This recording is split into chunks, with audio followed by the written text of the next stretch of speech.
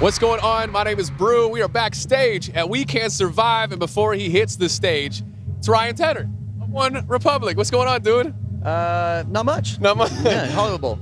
You know, casual Hollywood Bowl on a Saturday night. That's so fun. We're so glad you're here. And life's been so crazy, I feel like, for a while now, with everything with the song. What's the band's been up to? How's it been basically the past, 6 months? It's been wild. We started touring again like a lot of artists, so we spent the first half of the year bouncing around Europe for a bit. Long summer tour in the U.S. Hot, crazy hot summer tour. I think we've already done about 70 dates this year, so it's been a busy year. And then we head to Switzerland in 24 hours. Wow. So yeah, we go back to Europe, Middle East, South Africa, all over. Yeah, well, we're so happy you're here at the Hollywood Bowl, for We Can Survive. Have you performed? I'm guessing you've been here before and performed? Yeah, we headlined Hollywood Bowl, I don't want to say, probably 2017, something like that. Oh, so it's been a little bit. We're going to try and do it again in May. Absolutely. Yeah. Well, this is such a unique event that we're crazy. really happy to have you be a part of it. Who are you looking forward to tonight? Did you see the lineup? Well, who's I going to just be saw here? Tate's become a recent friend of mine and collaborator, and Tate McRae, and she just crushed You Broke Me First, so I got to catch that, which is really cool. And I'm excited about, Halsey, Alanis, there's a lot of great acts tonight, so I'm excited to, I can't tell who's performing right now, but it's hard to hear, but yeah, there's a good handful of artists I'm excited to see some tonight. alternative. Garbage, Weezer. Oh my God, I saw Garbage in 2002. Wow, oh, OG. OG, yeah.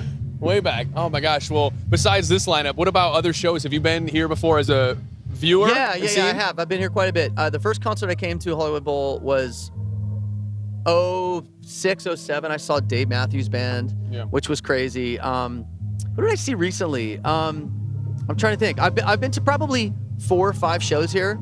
I worked a lot with the Jonas Brothers, so I had to come to that show, of course. I saw Joe Bros here. I've seen Magic here. I'm probably about 5 or 6 concerts. The problem is, most of the shows I want to go see, I wanted to see James Blake, who's a good friend of mine. He did James Blake with the orchestra 4 or 5 months ago, but I'm always gone. So I miss every Phoenix played the other, not here, but they played in LA. I missed that show. So I miss all the shows I want to see.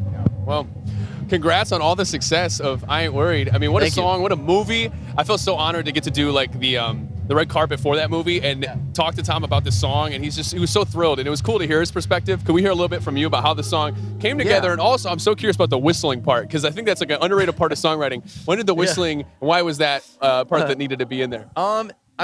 Look, I wrote the song with one of the dudes in my band, Brent, after watching the scene in the movie with Tom and Jerry Bruckheimer, and it was COVID, so we had time, but I kind of we both wanted to blow them away and be the next day we're going to hit them with a song and just see what happens, because nobody does that. Yeah. So we wrote the song the next morning, the day after watching the clip, and I sent it to Tom and I said, hey, I'm going to get you 2 or 3 more songs. I'm not going to miss this opportunity. I'm going to deliver.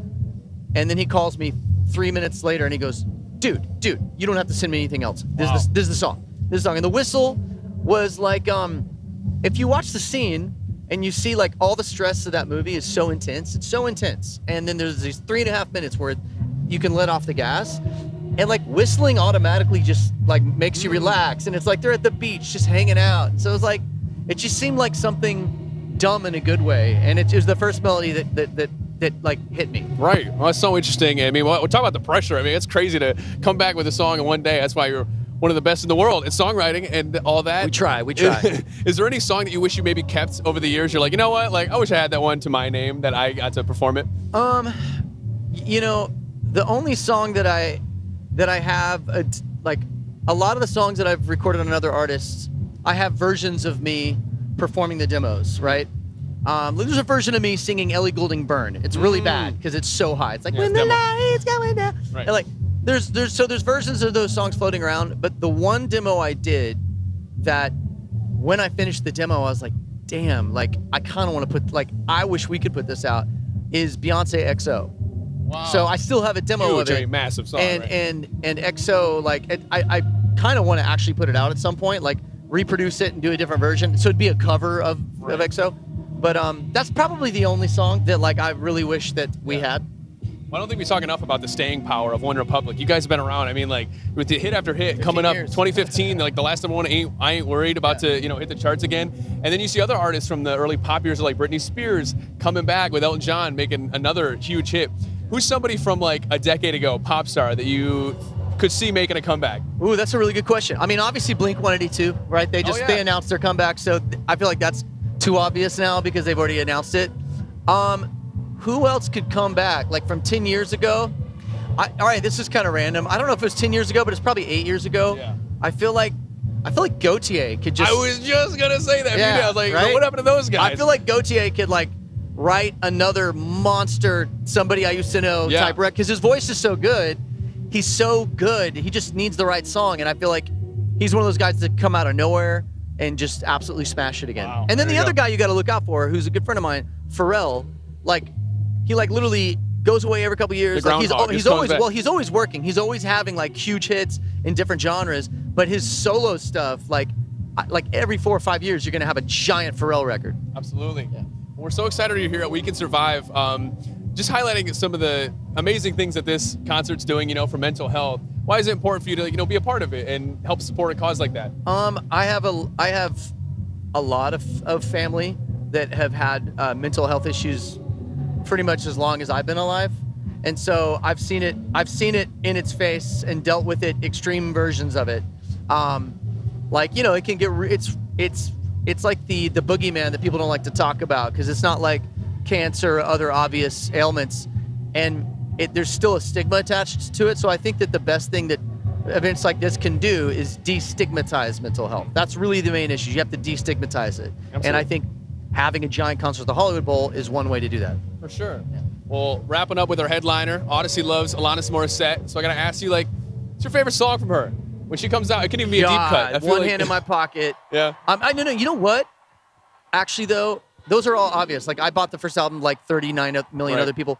I liked the song the song that she did. She kind of went away for a few years and then came back and smashed it.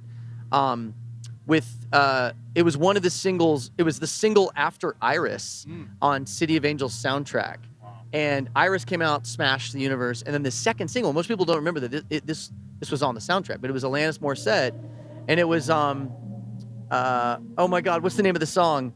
This is gonna absolutely. Anybody know what I'm talking about? Come on, man.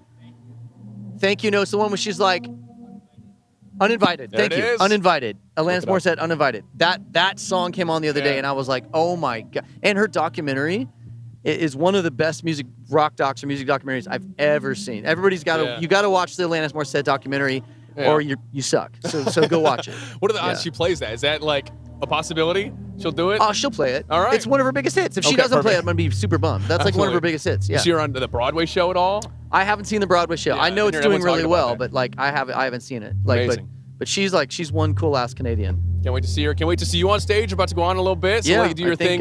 40 minutes. Yeah. Ryan Tedder of OneRepublic, thank you so much. And thank we're you. Here backstage, and We Can Survive.